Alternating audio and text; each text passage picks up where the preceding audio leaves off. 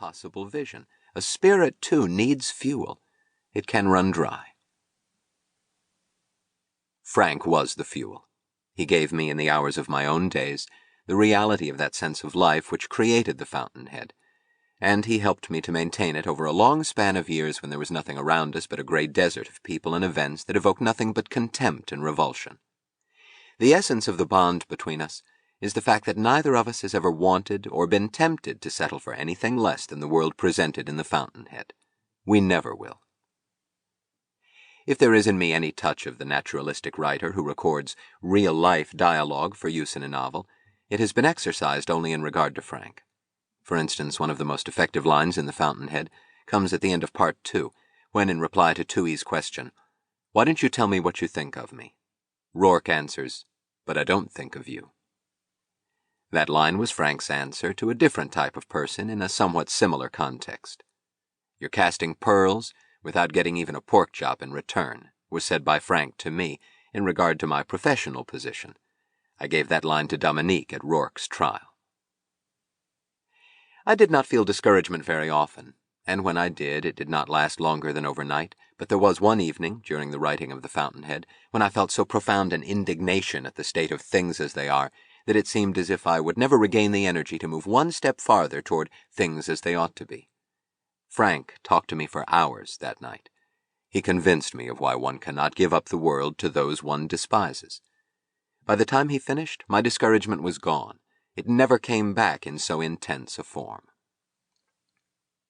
I had been opposed to the practice of dedicating books. I had held that a book is addressed to any reader who proves worthy of it.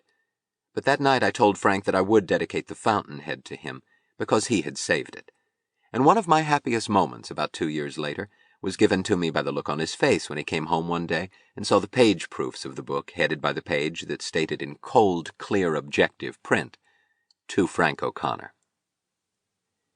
These are some of the reasons why, for me, the most profound personal meaning of this new anniversary edition is the fact that its jacket carries the reproduction of a painting by Frank. It is like the completion, the proper climax of this book's history. That painting was not done for The Fountainhead. It represents Frank's version of a sunrise we had seen once in San Francisco. His title for the painting is "Man Also Rises."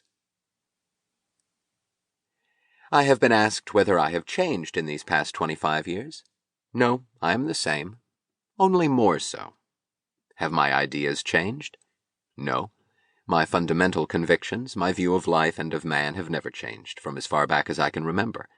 But my knowledge of their applications has grown in scope and in precision.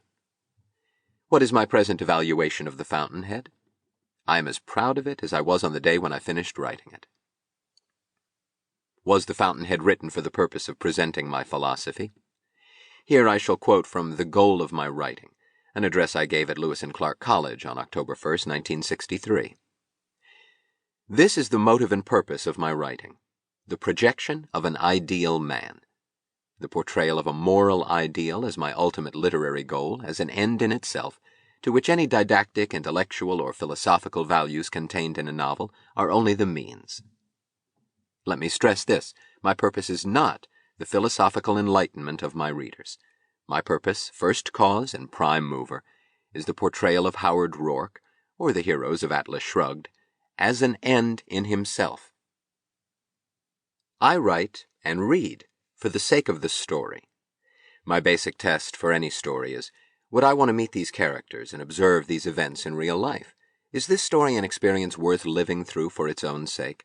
Is the pleasure of contemplating these characters an end in itself? Since my purpose is the presentation of an ideal man, I had to define and present the conditions which make him possible and which his existence requires.